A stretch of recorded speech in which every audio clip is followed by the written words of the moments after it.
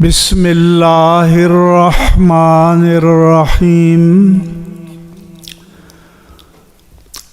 الحمد للہ رب العالمین الصلاۃ والسلام علی رحمت للعالمین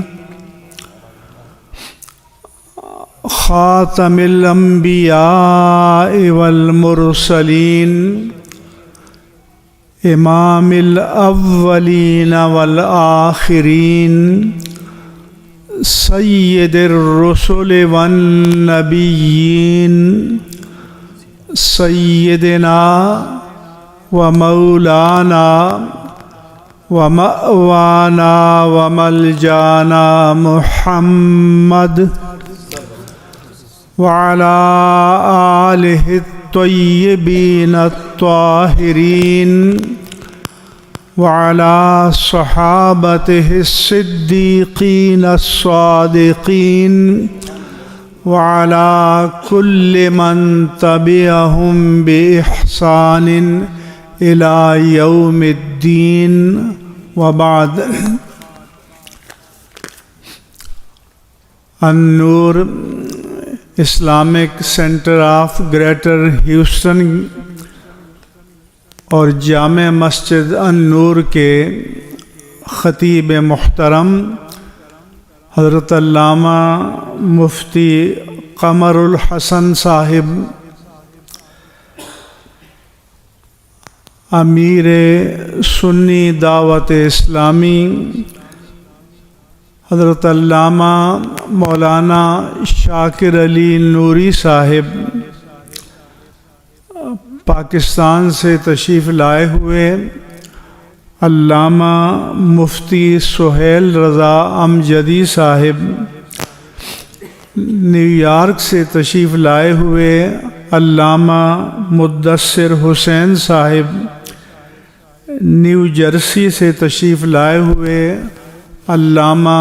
مقصود احمد قادری صاحب شکاگو سے تشریف فرما، علامہ مفتی ساجد حسین صاحب اور UK سے تشریف لائے ہوئے، علامہ مفتی اطہر حسین صاحب، محترم حافظ کریم سلطان صاحب، مولانا شاہد احمد رضوی صاحب، مولانا عمیر شریف صاحب، حافظ محمد عمر صاحب اور مولانا قاری غلام مجتبیٰ صاحب، اس سینٹر کی انتظامیہ کے جملہ عہدیداران، ذمہ داران اور معزز حاضرین مجلس، خواتین و حضرات، السلام علیکم ورحمۃ اللہ وبرکاتہ۔ آج ہم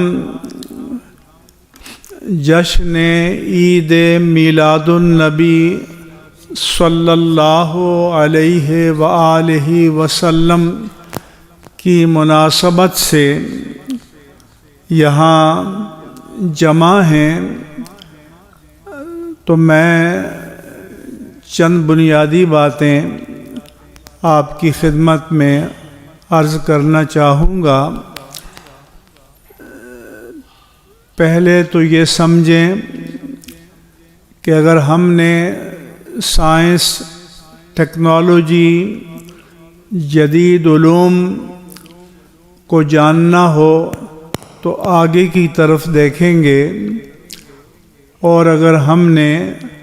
اللہ کے دین کو جاننا ہو تو پیچھے کی طرف دیکھیں گے۔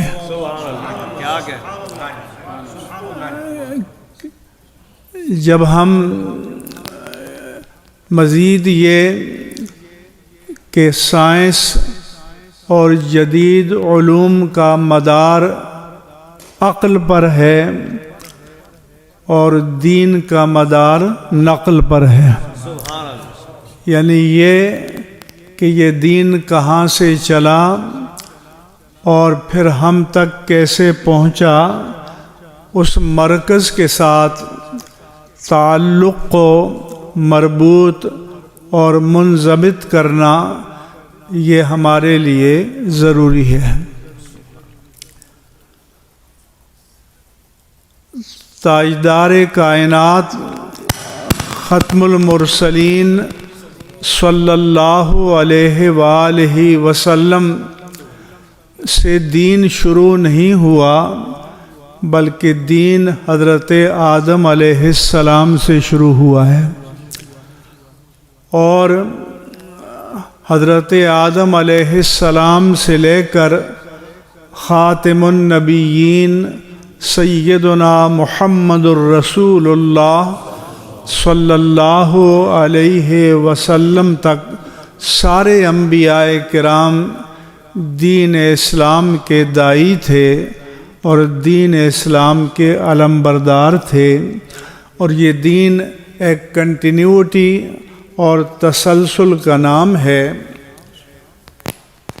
غار حرا میں جب تاجدار کائنات صلی اللہ علیہ وآلہ وسلم پر پہلی وحی ربانی نازل ہوئی تو یہ عطائے نبوت نہیں تھا، اعلان نبوت تھا، اس لیے کہ اللہ تبارک و تعالی نے آپ کو نبوت عالم ارواح میں عطا فرما دی تھی، اور اسی موقع پر آپ کو امام الانبیاء بھی بنا دیا تھا۔ پھر یہ دین تاجدار کائنات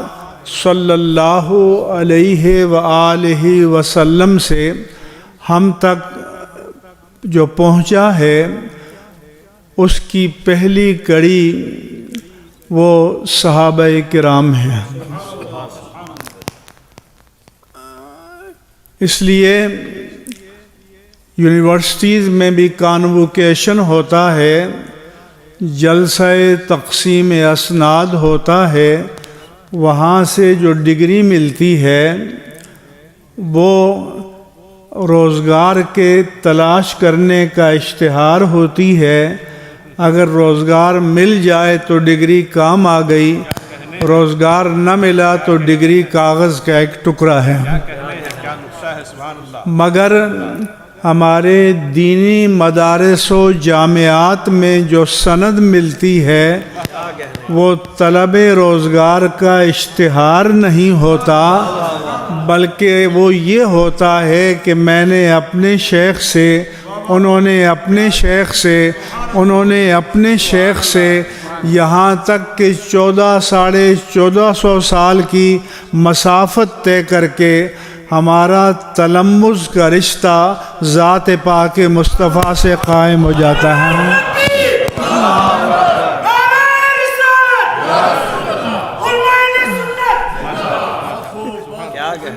اور یہ میں نے گفتگو اس لیے شروع کی کہ آج کل ایک فتنہ پیدا کیا جا رہا ہے کہ صحابہ کرام پر طعن کیا جاتا ہے، اور حضور سے دین کے نقل کی پہلی کڑی صحابہ کرام ہیں، اور اگر صحابہ کرام ہی کو مشتبہ اور مشکوک بنا دیا جائے تو پھر دین میں کچھ بھی باقی نہیں بچے گا۔ اس لیے کہ صحابہ کرام پر طعن کرنا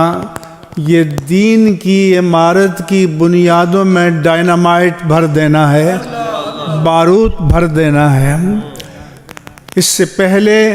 یہ جسارت نہیں ہوتی تھی، مگر کچھ عرصے سے یہ بڑے پیمانے پر جسارت کی جا رہی ہے۔ میں ایک مرتبہ ہمارے ہاں ٹریننگ دی جاتی ہے، جو ہمارے گریڈ 21 22 کے سیکریٹریز ایلیویٹ ہوتے ہیں، وہاں ہم جاتے ہیں لیکچر ڈسکشن کے لیے، پھر وہ سوال و جواب کا مرحلہ آتا ہے اور وہ بیوروکریٹ اپنے آپ کو بڑے فلسفی اور دانا سمجھتے ہیں۔ تو ایک نے مجھ سے کہا کہ مفتی صاحب، حدیث تو کوئی صحیح ہے، کوئی حسن ہے، کوئی ضعیف ہے، کوئی مقبول ہے، کوئی مردود ہے، تو ایک اتھینٹک اور مصدقہ چیز ہمارے پاس قرآن کریم ہے، تو کیوں اس پر ہم سب جمع نہ ہو جائیں؟ میں نے کہا کہ آپ کی بات میں اپیل تو بہت بڑی ہے، دل کو لگتی ہے، ڈائریکٹ دماغ کو یہ لمس محسوس ہوتا ہے، لیکن میرا آپ سے سوال ہے کہ یہ آپ کو کیسے پتہ چلا؟ یہ آپ کو کس نے بتایا کہ قرآن اللہ کا کلام ہے؟ کیا آج رات آپ کے پاس کوئی اللہ کا فرشتہ آیا تھا، یا صبح جب آپ اٹھے تھے تو آپ کے سرہانے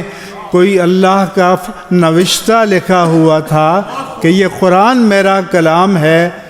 تو میں نے کہا پھر سنو، اگر حدیث کے کلام رسول ہونے کے بارے میں صحابہ کا قول معتبر نہیں ہے تو قرآن کے کلام اللہ ہونے کے بارے میں کیسے معتبر ہو جائے گا؟ چنانچہ سنن ابو داؤد میں حدیث ہے، عبداللہ بن عمرو بن عاص بیان کرتے ہیں، کنتو اکتب کل شیء اسمعہ من رسول اللہ، کہ میں اللہ کے رسول کی مجلس میں بیٹھتا تو جو آپ ارشاد فرماتے میں لکھ لیا کرتا تھا، میں نوٹس لیتا تھا۔ فنہتنی قریش، تو کہنے لگے کہ مجھے قریش نے روک دیا کہ بھائی، ان النبی بشر یتکلم فی الغضب والرضا، کہ نبی بشر ہیں، کبھی کیفیت غضب میں ہوتے ہیں، کبھی کیفیت رضا میں ہوتے ہیں، کبھی کیفیت جلال میں ہوتے ہیں، کبھی کیفیت جمال میں ہوتے ہیں۔ ان کیفیات میں بندہ بات کچھ سے کچھ کہہ دیتا ہے، ہر بات نہ لکھا کرو۔ چنانچہ جب میرے آقا و مولا نے دیکھا کہ میں نہیں لکھ رہا تو وجہ پوچھی، تو میں نے وجہ بتائی، فاشار بِإِصْبِعِهِ إِلَىٰ فِيهِ، تو میرے آقا و مولا نے اپنی انگشت مبارک سے اپنے دہن مبارک کی طرف اشارہ فرمایا کہ کیفیت جلال ہو یا کیفیت جمال ہو، جو کچھ میں کہوں لکھ دیا کرو، کیونکہ کوئی بھی کیفیت ہو اس زبان سے حق کے سوا کچھ جاری نہیں ہوتا۔ اس لیے کہ دین کی بنیاد کلام اللہ پر ہے اور دین کی بنیاد کلام رسول پر ہے، اور ان دونوں کو نقل کرنے کی جو پہلی کڑی ہیں وہ صحابہ کرام ہیں۔ اگر ان کو مشتبہ بنا لیا جائے تو دین کی ساری عمارت مشتبہ ہو جائے گی۔ اس لیے یہ جو تحریک برپا کی جا رہی ہے یہ دین کی بنیادوں پر حملہ ہے۔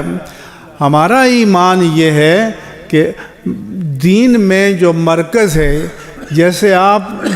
حج کرنے جاتے ہیں تو طواف کا مرکز بیت اللہ ہوتا ہے، اور جب آپ دین کو جاننا چاہتے ہیں تو دین کا مرکز ذات پاک مصطفیٰ ہوتی ہے۔ اس لیے حج کرنے والا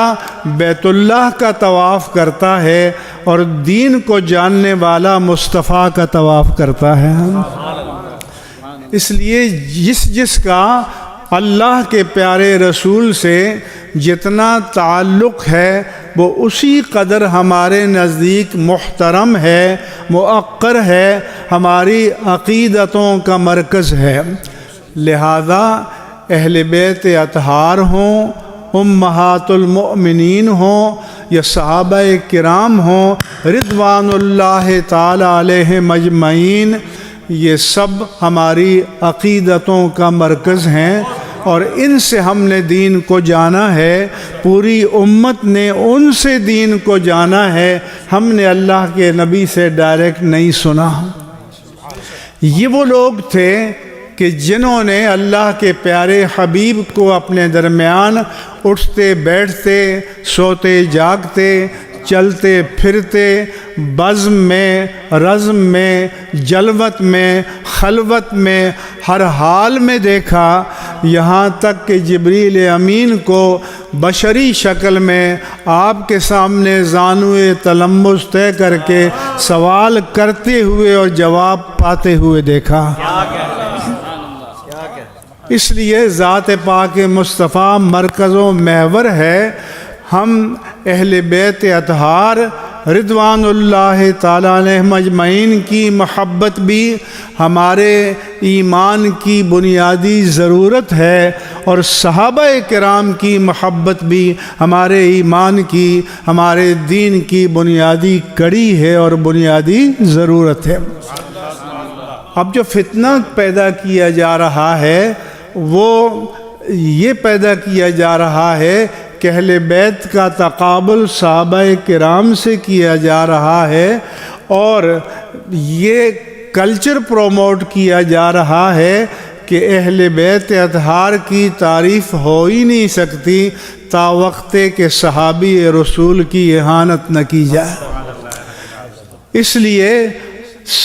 اہل بیت اطہار کی محبت ہمارا ایمان، جوہر ایمان، روح ایمان اور حقیقت ایمان ہے۔ اسی طرح سے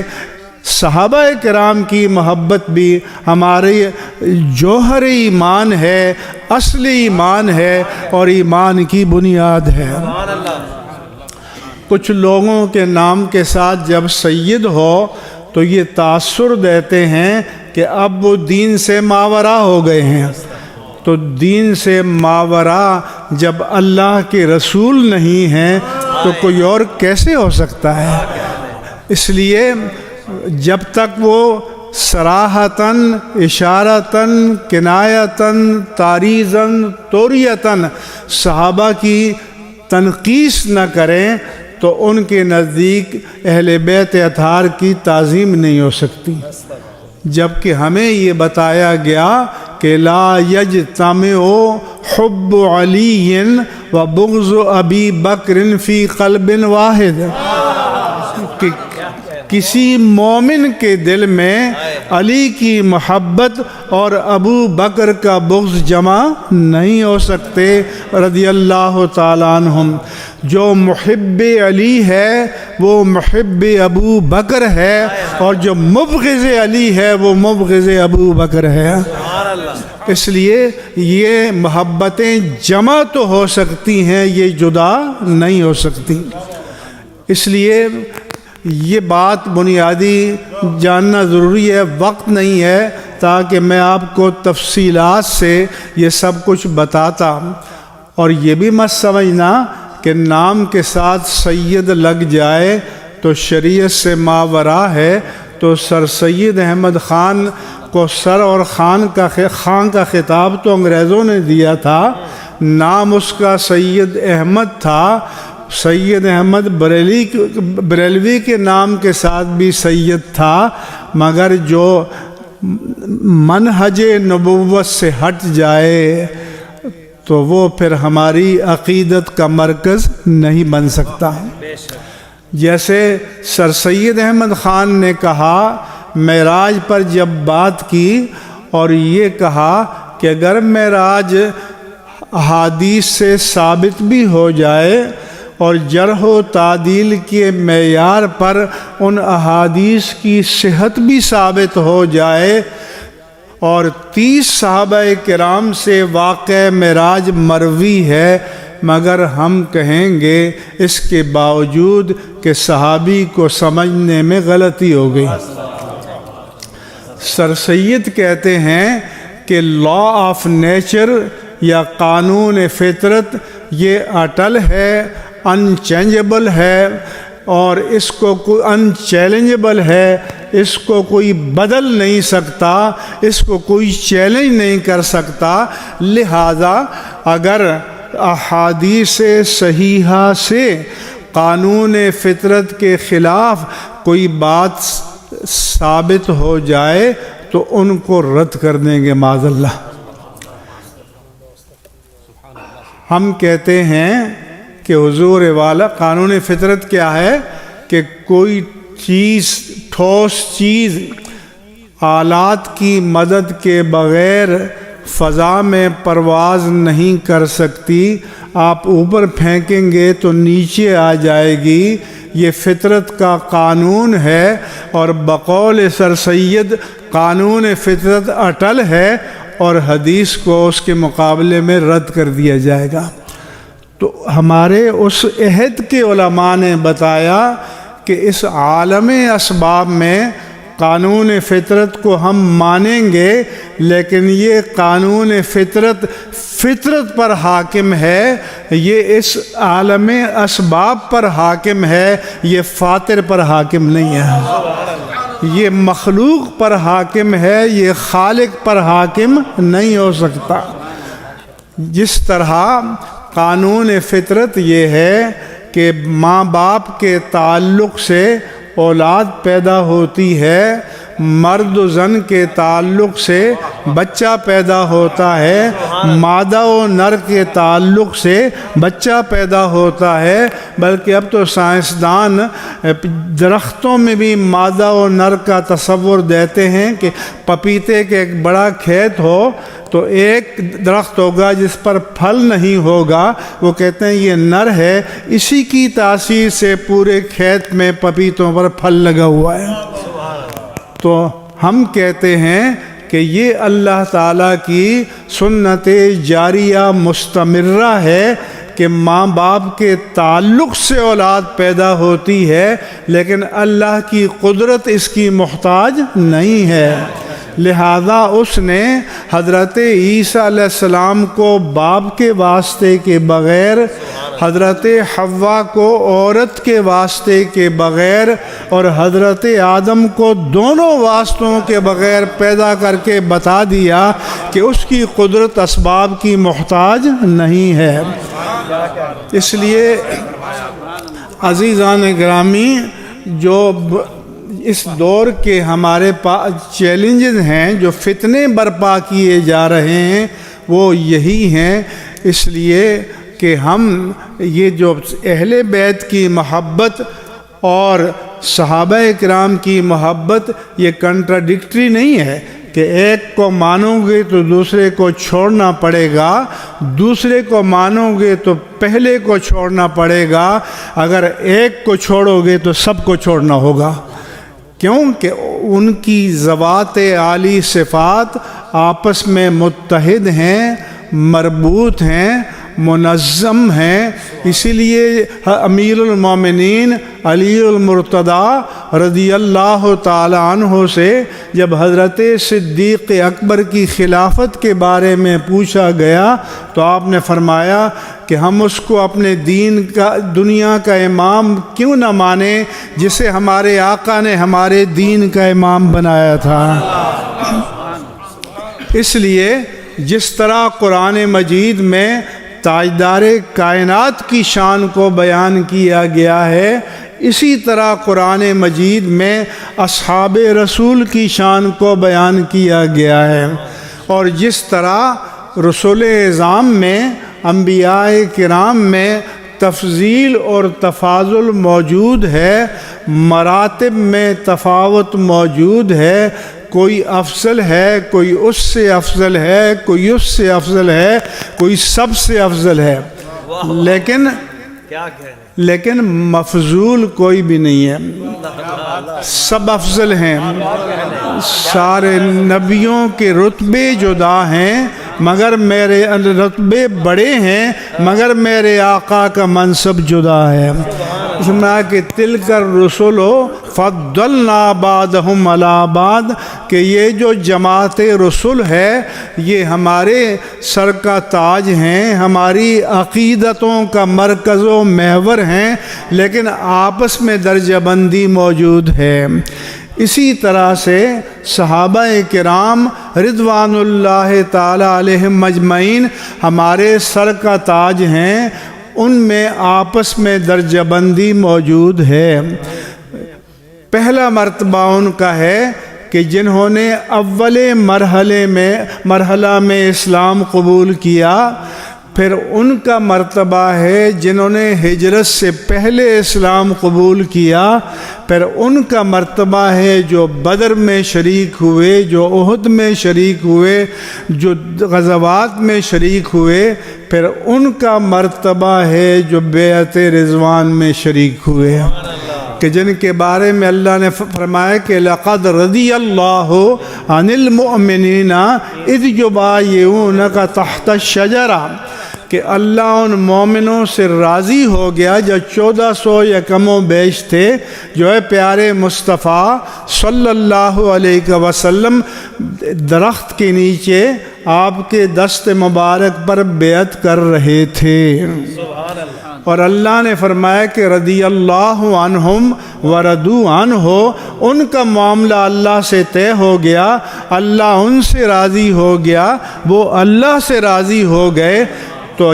جب ان سے اللہ راضی ہو گیا تو کسی کو تکلیف ہوتی ہے تو ہوتی رہے۔ ہمارا ایمان قرآن مقدس کی آیات پر ہے، اور پھر اللہ نے فرمایا کہ ایک ٹرننگ پوائنٹ وہ تھا کہ جب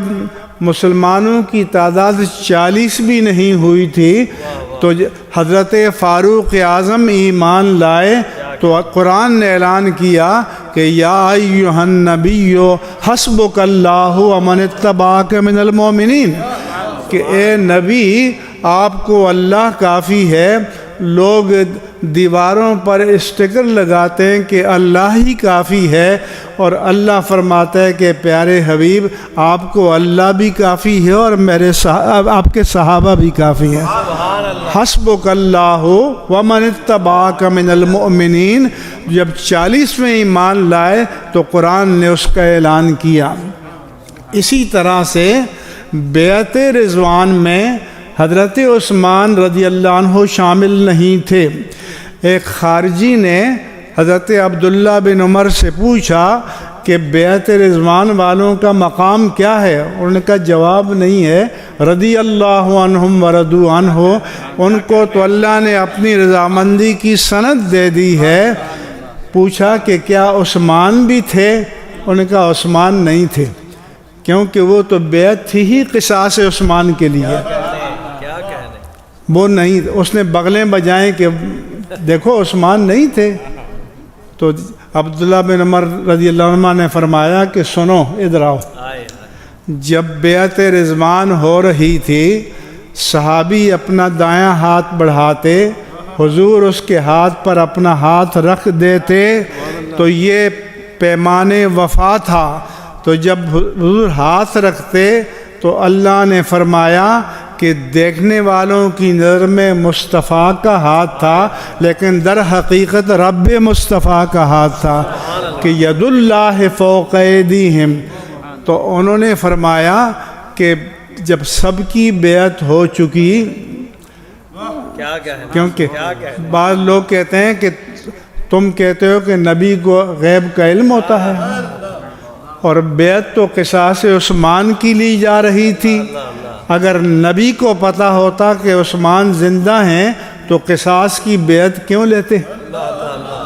تو حضرت عبداللہ بن عمر نے فرمایا کہ جب سب کی بیعت ہو چکی تو حضور نے اپنا بایاں ہاتھ آگے بڑھایا اور دایاں ہاتھ اس پر رکھا، فرمایا کہ ھذہ بیعت عثمان۔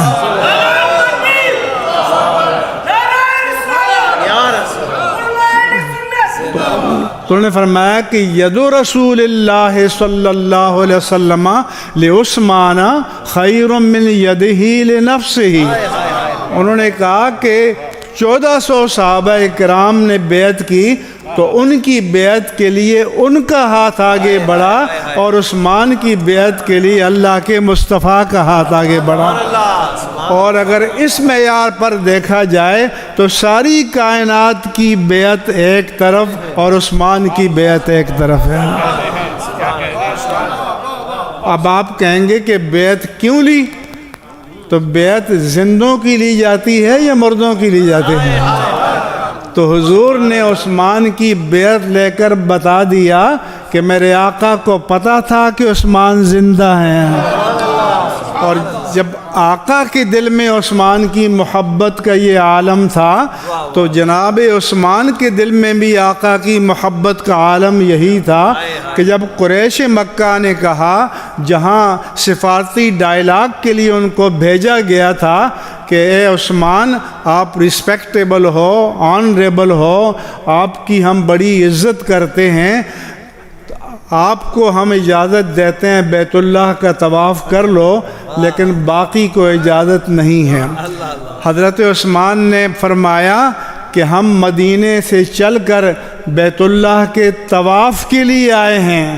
اور تم مجھے طواف کی اجازت دے رہے ہو، لیکن جب میرے آقا کو بیت اللہ کا طواف کرنے سے روک دیا گیا ہو تو عثمان کی غیرت گوارا نہیں کرتی کہ بیت اللہ کا تنہا طواف کرے۔ اسی طرح میرے عزیزو، جس طرح قرآن مجید میں اللہ کے رسول کی شان کو بیان کیا گیا ہے، اسی طرح سے قرآن میں صحابہ رسول کی شان کو بیان کیا گیا ہے۔ وقت ختم ہو رہا ہے، میں صرف سورہ فتح کے آخری رکوع کو بیان کروں گا کہ محمد الرسول اللہ، اور یہ بھی بتا دوں کہ جس طرح میرے آقا کی شان پچھلی کتابوں میں بیان ہوئی ہے، اس طرح سے اصحاب مصطفیٰ کی شان بھی پچھلی کتابوں میں بیان ہوئی ہے۔ فرمایا کہ محمد الرسول اللہ، محمد اللہ کے رسول ہیں، والذین معہ، اور جو ان کے ساتھ ہیں، اشداء علی الکفار، کفار کے مقابلے میں نہایت سخت ہیں، رحماء بینہم، آپس میں رحیم ہیں، کریم ہیں، شفیق ہیں، مہربان ہیں، تراہم رکعان سجدا، اے مخاطب تو جب بھی ان کو دیکھے گا یا حالت رکوع میں پائے گا یا حالت سجدہ میں پائے گا۔ یبتغون فضلا من اللہ ورضوانا، وہ ہر آن اللہ کے فضل اور اس کی رضا کے طلبگار رہتے ہیں۔ سیماہم فی وجوہہم من اثر السجود، تم ان کی علامت یہ ہے کہ ان کے چہروں پر سجدوں کے نشانات ہوں گے، مگر یہ مت سمجھنا کہ پیشانی کو رگڑنے سے جو گٹا بن جاتا ہے یہ وہ نور مراد نہیں ہے، یہ وہ نور مراد ہے کہ نورہم یسعی بین ایدیہم و بایمانہم۔ میرے آقا و مولا سے پوچھا گیا کہ یا رسول اللہ، جب قیامت میں 1,24,000 یا کم و بیش انبیاء کرام کی امتی ہوں گے، تو جب مختلف ملکوں کی فوجیں ہوتی ہیں، ہر ایک کو اس کی یونیفارم سے پہچانا جاتا ہے، تو تمام انبیاء کرام کی امتیوں کے درمیان آپ کی امت کی پہچان کیا ہوگی؟ میرے آقا نے فرمایا کہ غر محجل، ان کے وضو کے اعضاء چمک رہے ہوں گے، اور نورہم یسعی بین ایدیہم و بایمانہم، جدھر جائیں گے آگے بھی نور ہوگا، دائیں جانب بھی نور ہوگا۔ منافق کہیں گے کہ انظرنا نقتبس من نورکم، ذرا ٹھہر جائیے، ہم بھی آپ کے نور میں 4 قدم چل پڑیں، لیکن ان کے آگے ایک فصیل قائم کر دی جائے گی۔ تو اللہ نے فرمایا کہ ذالک مثلہم فی التوراۃ، یہ میں نے غلامان مصطفیٰ صحابہ رسول کی صفت اللہ فرماتا ہے میں نے تورات میں بیان کی ہے، وفی الانجیل، اور انجیل میں نے صحابہ رسول کی صفت یہ بیان کی ہے کہ کزرع اخرج شطأہ، کہ ایک کاشتکار نے بیج بویا اور اس کی نازک سی حساس سی کونپل نکلی، فاستغلظ، وہ دبیس ہوتی چلی گئی، فاستوى علی سوقہ، ایک وقت آیا کہ مضبوط تناور درخت بن گیا، اب آندھی آئے، طوفان آئے، اس درخت کو ہلا نہیں سکتا۔ یعجب الزراع، جب کاشتکار اپنی محنت کا پھل تناور درخت کی شکل میں دیکھتا ہے تو کھل اٹھتا ہے، لیغیظ بہم الکفار، اور کفار دیکھ کر جل اٹھتے ہیں۔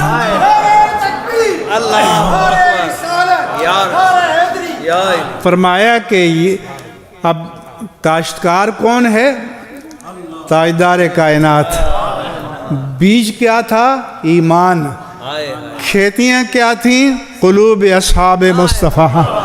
اور ایک وقت آیا کہ اصحاب مصطفیٰ اس طاقت کے مقام پر پہنچ گئے